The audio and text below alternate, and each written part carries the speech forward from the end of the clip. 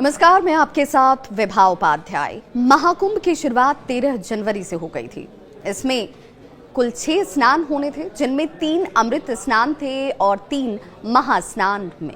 कुंभ की शुरुआत 13 जनवरी को महास्नान के साथ हुई।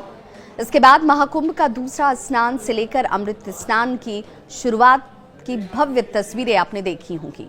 पहला अमृत स्नान 14 जनवरी को संपन्न हुआ और इसके बाद महाकुंभ का तीसरा स्नान 29 जनवरी को मौनी अमावस्या के दिन हुआ।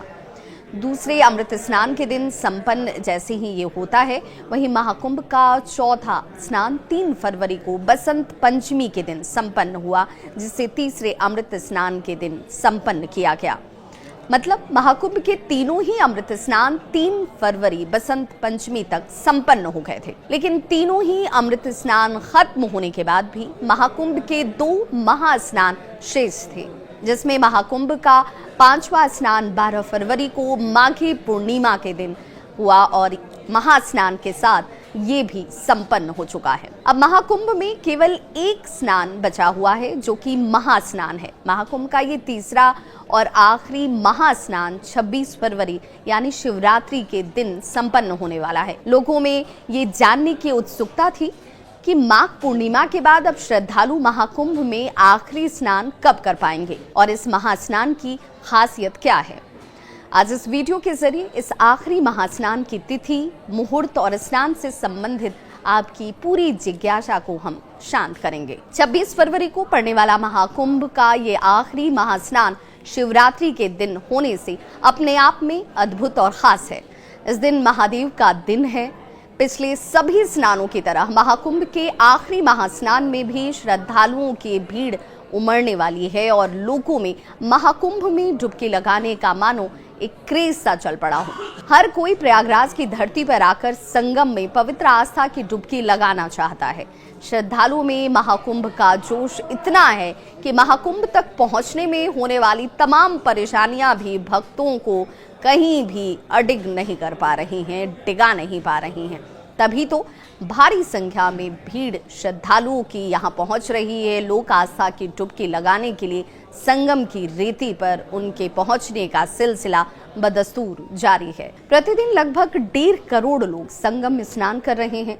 महाकुंभ में अब चंद दिन ही शेष रह गए और इस वजह से जिन्होंने अब तक स्नान नहीं किया होगा, वो शिवरात्रि के दिन होने वाले इस आखिरी महास्नान में शामिल होने की इच्छा जरूर रखे होंगे। अगर आप भी महाशिवरात्रि में प्रयागराज आने का प्लान कर रहे हैं, तो यहाँ आपको जानना ये जरूरी होगा कि आखिर विधान क्या है और पहले की तरह क्या यहाँ पर इंतजाम वैसे ही दिखेंगे जैसा पहले सारी जानकारी दी गई थी। आज एक बार फिर इस वीडियो के जरिए हम आप तक वो जानकारी पहुंचा रहे हैं। देखिए, अधिकांश साधु संत तीसरे अमृत स्नान के बाद ही प्रयागराज से काशी की तरफ प्रस्थान कर चुके हैं। शेष बचे साधु और संत 12 फरवरी को होने वाले दूसरे महास्नान के बाद से प्रयागराज से काशी के लिए रवाना हो जाएंगे। प्रयागराज में महाकुंभ मेले का समापन 26 फरवरी को महाशिवरात्रि के दिन होगा और इसी दिन महाकुंभ का आखिरी स्नान भी है। इस बार महाशिवरात्रि पर कुछ खास संयोग भी बन रहे हैं। अब ये संयोग क्या है, ये भी बताते हैं। ऐसे में महाशिवरात्रि पर स्नान का महत्व और ज्यादा बढ़ गया है। उस विशेष संयोग के बारे में आपकी जिज्ञासा जो भी है, वो इस वीडियो को देखकर जरूर शांत होगी। महाशिवरात्रि के अवसर पर सूर्य, चंद्रमा और शनि का विशेष त्रिग्रही योग बन रहा है। इस योग को समृद्धि और सफलता के प्रतीक के तौर पर माना जाता है। इस दिन शिव योग और सिद्ध योग का संयोग बन रहा है। साथ ही महाशिवरात्रि पर अमृत सिद्धि योग का भी निर्माण हो रहा है। धार्मिक मान्यता की अगर बात करें तो इसके अनुसार इस दौरान किए गए कार्यों के व्रत का फल कई गुना ज्यादा होता है। वहीं इस दौरान त्रिवेणी संगम में स्नान करने से शख्स को भगवान शिव की कृपा से शुभ लाभ की प्राप्ति होती है। तो ये तो बात हो गई शुभ फलों और संयोग की।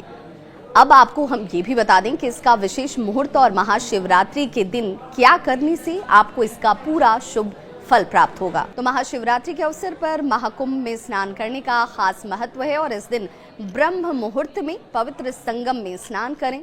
महाशिवरात्रि पर स्नान का जो मुहूर्त है वो सुबह 5:09 से शुरू होता है और 5:59 तक ये बना रहेगा। वहीं शिव पूजा का मुहूर्त शाम 6:19 से लेकर रात के 9:26 प्रदोष काल में करना सबसे उत्तम बताया गया है। अगर जो महाशिवरात्रि में आप महाकुंभ नहीं जा पाए तो आप घर पर भी स्नान कर सकते हैं और इसके बाद व्रत का संकल्प कर सकते हैं। इस दिन बालू या फिर मिट्टी से शिवलिंग का निर्माण करें, गंगा जल से जलाभिषेक करें, पंचामृत चढ़ाएं, नदी में पितरों के नाम पर तर्पण करें, केसर युक्त खीर का भोग लगाएं, रात में घी का दीपक जलाएं, 4 प्रहर की पूजा करें, सामर्थ्य के अनुसार यानी आपकी जो क्षमता उसके अनुसार दान पुण्य करें और रात्रि जागरण करें। फिर प्रभु की कृपा आपके ऊपर सदैव बनी रहेगी।